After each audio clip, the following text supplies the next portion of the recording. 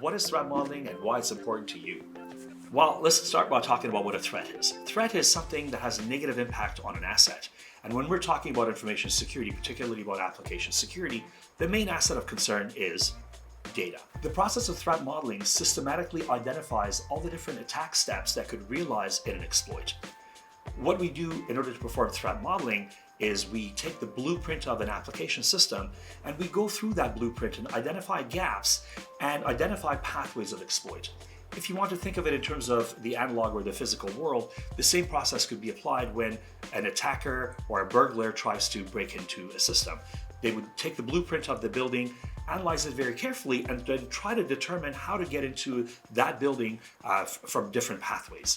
And that's exactly what we want to do with respect to application security by bringing the network architecture diagram or data flow diagram, analyzing that just like we would analyze a blueprint of a building and determining the pathways of attack. Threat modeling is a part of a risk assessment process whereby once you've determined the pathways of attack, the next thing you would do is you would perform pen testing, because now you've identified how the application can be attacked, and the pen testing actually tries to see if you can exploit these or if any of those things can be realized.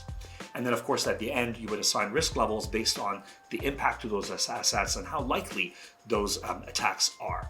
At Forward Security, threat modeling is an incredibly important part of our risk assessment process that helps us fine-tune and systematically identify all the potential opportunities to exploit a given application system.